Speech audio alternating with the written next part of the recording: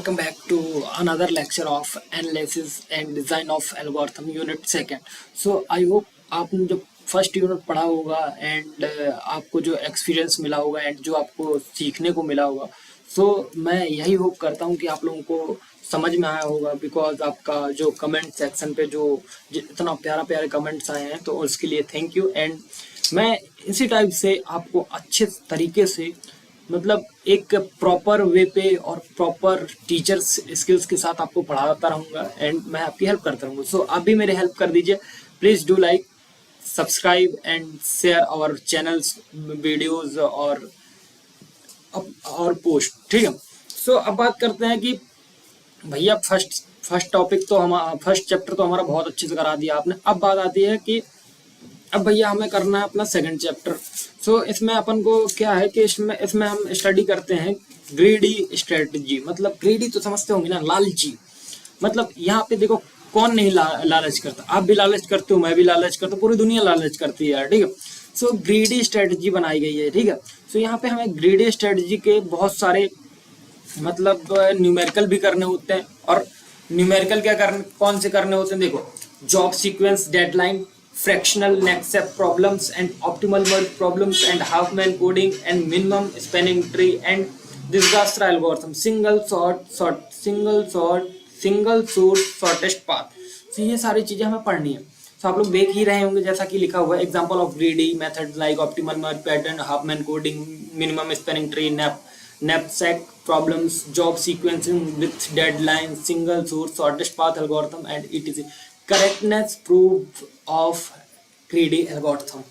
सो देखिए बेसिकली ये जो सेकंड यूनिट है ये it's totally depend on numerical, but इसमें कभी कभार आ जाता है थ्योरी से रिलेटेड। सबसे पहले हम अपना थ्योरी से रिलेटेड सब्जेक्ट देखेंगे एंड थ्योरी से रिलेटेड थोड़ा सा ज्ञान लेंगे। एंड उसके बाद जैसे कि हमने फर्स्ट यूनिट में जो न्यूमेरिकल किए थे वन शॉर्ट वीडियो के बाद, वैसे ही हम इसमें भी इस वीडियो के बाद हम न्यूमेरिकल करेंगे। सो नाउ मूव फ्रॉम और पीपीटी। सो ये आ गया है unit number 2 greedy strategy. Full detail notes मिलेंगे एग्जाम ओरिएंटेड कि आपको कोई भी प्रॉब्लम्स ना हो और कोई भी दिक्कत का सामना करना ना पड़े। सो चलिए शुरू करते हैं आज के वीडियो को। सो सबसे पहले क्वेश्चन आता है व्हाट इज ग्रीडी स्ट्रेटजी। तो ग्रीडी स्ट्रेटजी क्या है कि ग्रीडी स्ट्रेटजी एक ऐसा एल्गोरिथम होता है, एल्गोरिथम टेक्निक होती है जिसमें हम हर स्टेप्स पर बेस्ट पॉसिबल चॉइस करते हैं कि यार होप कि ये चॉइस मिलके ग्लोबली ऑप्टिमल सॉल्यूशन देगा। Greedy algorithm always make the choice that looks best at a moment. मतलब ग्रीडी यही सोचता है कि यार मेरे को कम काम करना पड़े और मेरे को जो मेरा प्रॉफिट है। देखो मैं चीज़ समझाता हूँ। ग्रीडी जो है मतलब जॉब्स रहती है, देखो तीन चीज़ें समझना, जॉब हो गई, डेडलाइन हो गया, प्रॉफिट हो गया। अपन को कम जॉब्स हो, ज़्यादा प्रॉफिट हो, डेडलाइन भी कम हो तो कैसा रहेगा। कम डेडलाइन में ज़्यादा प्रॉफिट, मतलब समझ रहे हो ना आप लोग। तो ये वही है कि ये एक ऐसी स्ट्रेटजी या टेक्निक बोल सकते हो कि हर स्टेप्स पर पॉसिबल चॉइस करता है, मतलब बेस्ट पॉसिबल चॉइस। कि जैसे आप अपने घर से कॉलेज जा रहे हो, समझना आप एग्जाम्पल को समझना, आप अपने घर से कॉलेज को जा रहे हो, एक लॉन्ग पाथ है, एक शॉर्टेस्ट पाथ है। तो आप शॉर्टेस्ट पाथ चूज करोगे बिकॉज कि आपका पेट्रोल ना लगे, आपका टाइम ना लगे और बहुत सारी चीज़ें। तो यही ग्रीडी स्ट्रेटजी है, ठीक है, कि जो शॉर्टेस्ट पाथ है उसको चूज करना है, ठीक है। अब कैरेक्टरिस्टिक देख लेते हैं। Characteristic of greedy algorithm, greedy choice property, her steps पे लोकल ऑप्टिमम चूज करने से फाइनल सॉल्यूशन भी ऑप्टिमल हो जाता है, ठीक है। मतलब यहाँ पर अगर आप हर चीज़ को सॉर्ट करोगे तो जो फाइनल सॉल्यूशन होगा वो भी आपका ऑप्टिमल हो। ऑप्टिमल सब स्ट्रक्चर, प्रॉब्लम्स का बेस्ट सॉल्यूशन और उसके सब प्रॉब्लम के लिए भी बेस्ट सॉल्यूशन बना के दे सकता है। नो बैक ट्रैकिंग, एक बार डिसीजन ले लिया तो वापस चेंज नहीं कर सकते, समझ जाना आप। बैक ट्रैकिंग मतलब इसको और अच्छे तरीके से आगे पढ़ेंगे, लेकिन मैं यहाँ बता दे रहा हूँ।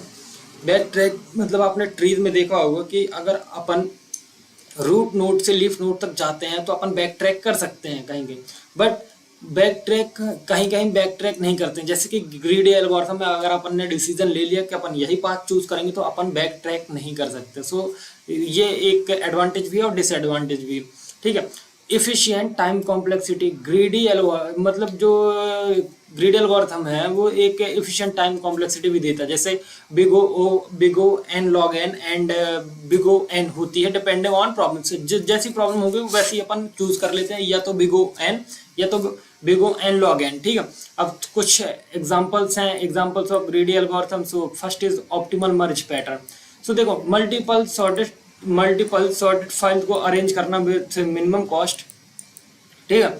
अप्रोच क्या रखते हैं, सभी फाइल्स को मिन हीप प्रायोरिटी क्यू में डालते हैं, हर बार 2 स्मॉलेस्ट फाइल्स को उठाते हैं और मर्ज करते हैं, मर्ज फाइल को हीप में वापस डालते हैं और रिपीट करते हैं, पहला मतलब रिपीट अंटिल 1 फाइल रिमेन्स, ठीक है।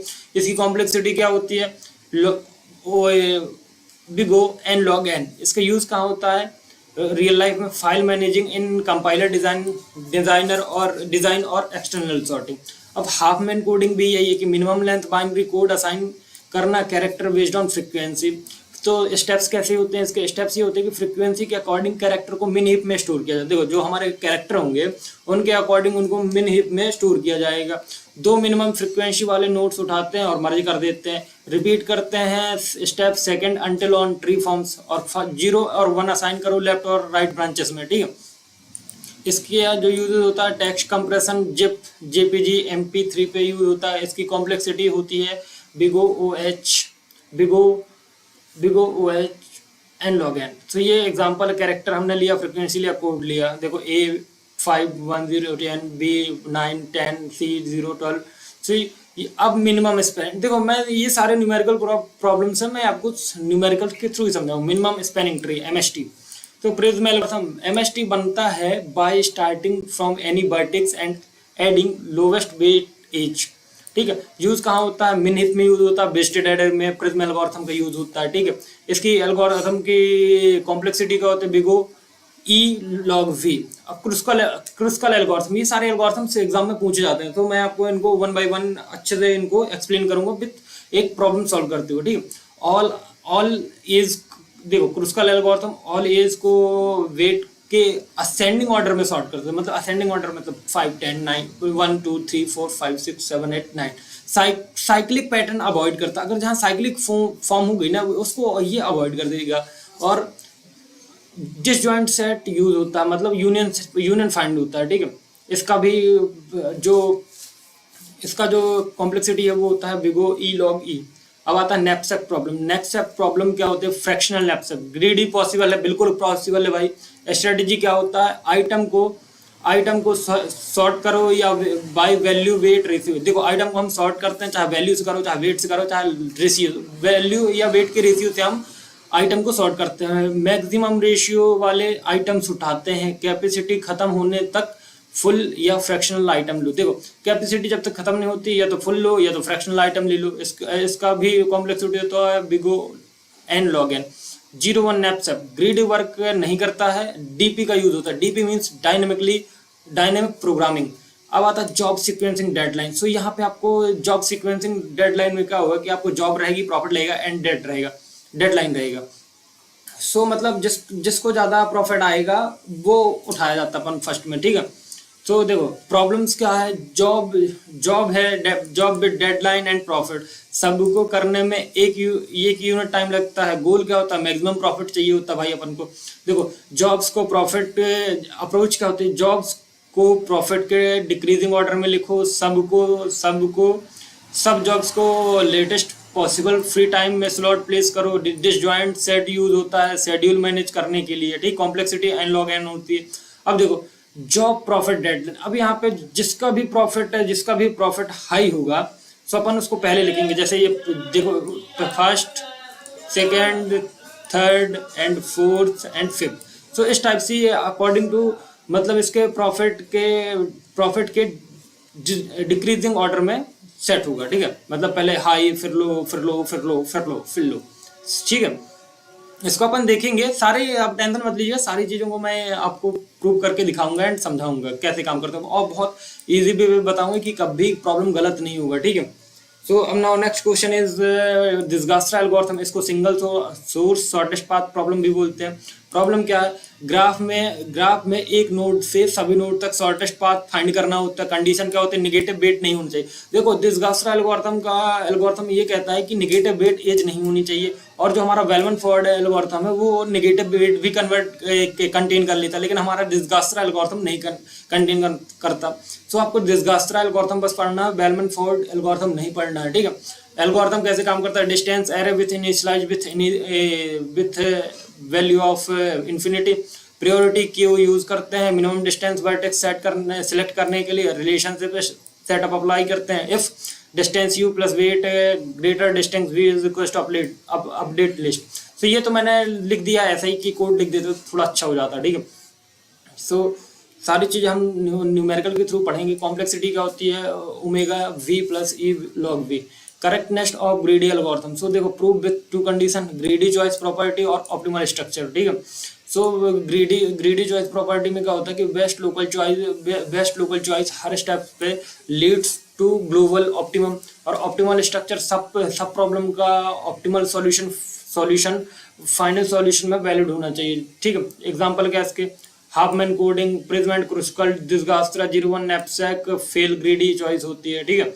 एडवांटेज एंड डिसएडवांटेज, देखो एडवांटेज का सिंपल एंड फास्ट, सिंपल होता है और फास्ट इम्प्लीमेंटेशन होता है, सिंपल होता है फास्ट इम्प्लीमेंटेशन होता है। डिसएडवांटेज का रिकर्सन और बैक ट्रैकिंग यूज नहीं होती है, mostly big O n log n का यूज होता है टाइम कॉम्प्लेक्सिटी के यूज में। डिसएडवांटेज का हर प्रॉब्लम के लिए नहीं चलता है ये, इनकरेक्ट रिजल्ट अगर ग्रीडी वैलिड ना हो तो, और रिक्वायर करेक्टनेस प्रूफ। सो ये हमारे एडवांटेज डिसएडवांटेज। अब एप्लीकेशन, डेटा कंप्रेशन, ये हाफमैन कोडिंग होता है, network routing, Dijkstra, scheduling job sequence, spanning tree, Prim's और क्रुस्कल, ठीक है। So resource allocation problem, resource allocation problem भी एक एप्लीकेशन है। अब देखो 1 मिनट समरी टेबल्स भी देख लेते हैं अपन। Greedy strategy, local best at every step, optimal merge small file system, Huffman coding, shortest binary code, MST, Prim's और Kruskal, minimum spanning connection, fractional knapsack, value best section, job sequencing, maximum profit under deadline, Dijkstra, SSP using greedy plus property priority queue, correctness condition, greedy choice plus optimal structure. So ये आपका जो पूरा मैंने मतलब आपका समझा दिया है सेकंड यूनिट। तो सेकंड यूनिट में उतना ज़्यादा कुछ खास नहीं है, पूरा न्यूमेरिकल बेस्ड यूनिट है। सो मैं आपको यहाँ पे सारे न्यूमेरिकल्स कराऊंगा 1 by 1, सारे एक न्यूमेरिकल मैं आपको करा दूंगा। सो थैंक यू, मिलते हैं नेक्स्ट वीडियो में। So please do like, subscribe and share. मिलते हैं एक नेक्स्ट वीडियो में, जो कि हमारा 3rd यूनिट होने वाला है एडा का।